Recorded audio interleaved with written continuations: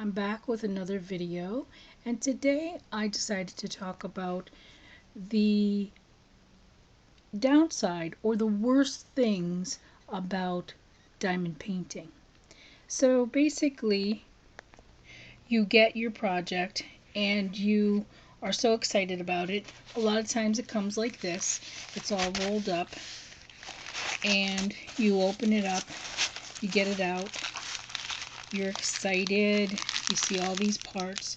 You're supposed to get a packet of resins. They're all the colors you're going to use. You get a tray, a stylus. At least I call it a stylus. I'm not sure exactly what it's called. Some people call it a pen. And you get a piece of, it's like a waxy goo. And sometimes you get these extra baggies for your resins after you're done using them or while you're using them. I'm not sure. I don't use them. I use it for something else. But what if you didn't get the tray? You could deal with that.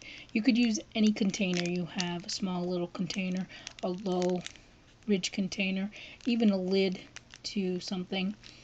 That'd be okay. If you didn't receive the stylus, I know some people do use tweezers. They use the long ones with the extra, it's an extra kind of a length to it and it dips down a bit. You could use that. You could try it with a regular tweezers. I'm not sure how well it would work. And if you didn't have this goo, I'm not sure how you would use the stylus. Haven't figured that out, but again, you'd probably have to use the tweezers. The other thing you could do is if you're missing something like that, especially if it's your first pack that you've gotten, or you're missing resins, you would contact the company. Sometimes the company says to you, we'll send those to you when you place your next order. What if you're never going to place another order and you want to get going on your project? You might have to be a little bit more insistent with them to send it to you. Okay, so that's the first problem you could have, is not receiving some of these items.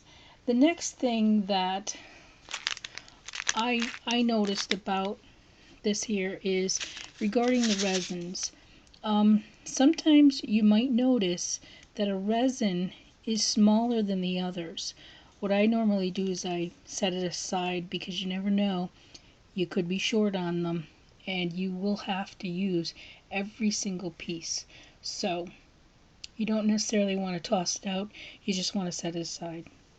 There's another situation that occurs, and that is sometimes the resin is deformed. It's not really, it doesn't have that flat surface on the bottom of the resin if you turned it over, and therefore it's not going to hold or stick on the glue part.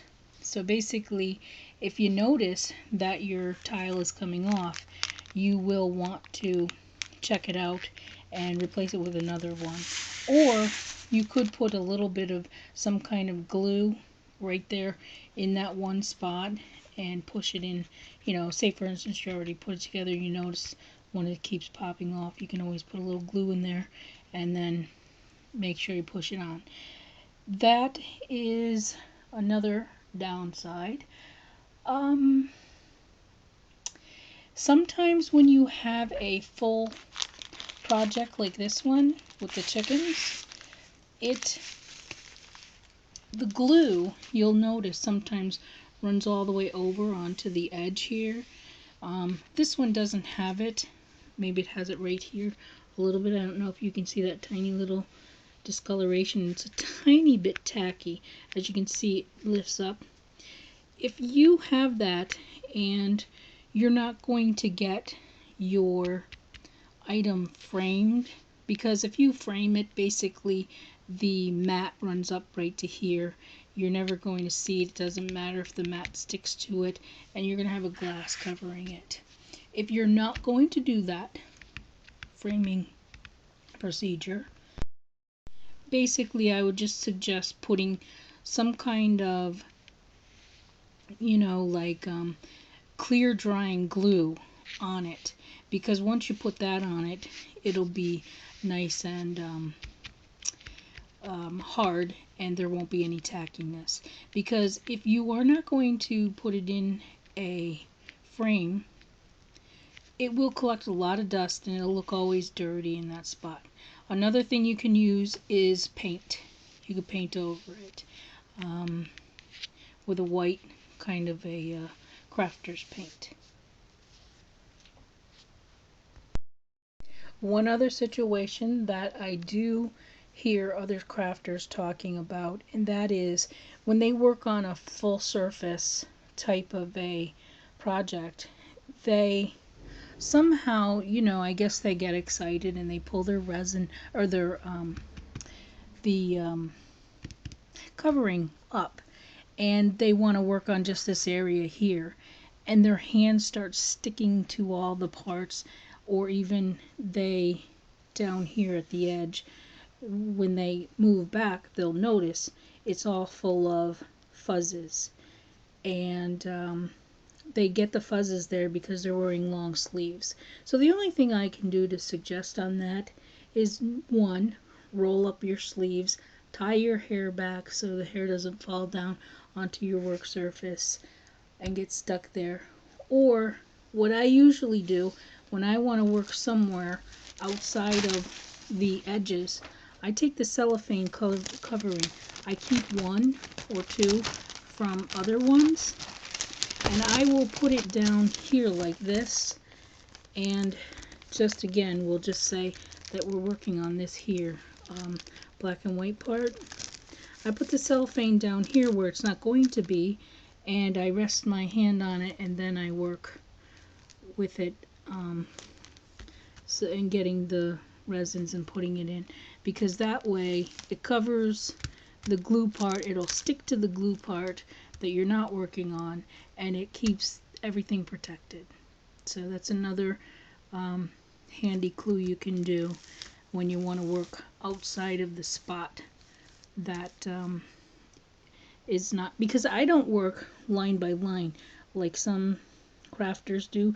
They work all the way across on the first line, all the way across, back and forth, or from side to side. I don't do that. Some do a little square patch, and then they move to the next square patch, the next square patch.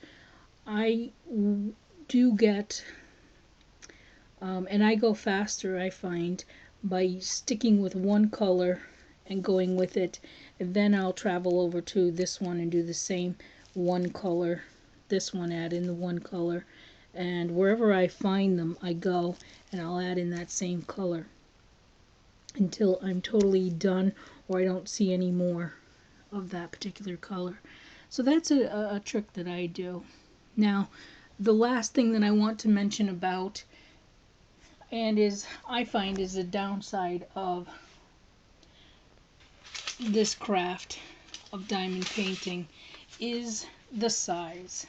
The size of each of these paintings is very difficult to find a standard frame. Very difficult to find framing for it. And that's why many people have to send their items away or take them to be custom framed, and that can get quite expensive. Now, I'm not sure what it costs at like someplace like AC Moore or the Michaels or something like that. If they do that, I'm not sure. I know that the AC Moore used to, but here, this one here is 11 3/4. 11 3/4, and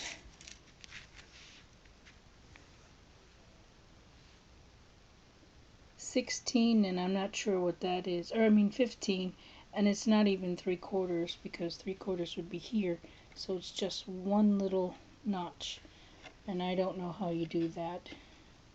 If it's an eighth of an inch or something, I don't know, but anyhow, it's not exactly the ideal size, because when you are working on framing, any kind of pictures, they kind of are standard, and the standards are like a 5 by 7, an 8 by 10, 11 by 14, 16 by 20, you know, those kind of things, 18 by 24 even. But Mayan, all of these that I've measured, and what I'm talking about is the actual size here, not what it might turn out to be, you know, if it's larger, you know, including the frame. But these are not standard sizes, and so it makes kind of difficult to do these, to frame them. So that's why I've decided to come up with something on my own to try to do some framing, and I'm still working on that, and I'll have a few ideas in an upcoming video. Might be my next video, I'm not sure. But this one here is another one that's an odd size, and you know, it's difficult to try to frame it. Let's see what the size is.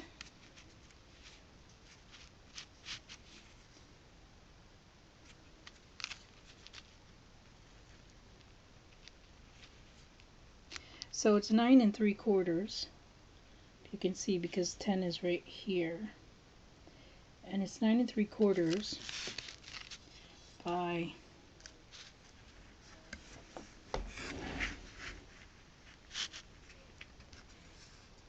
7 1/2.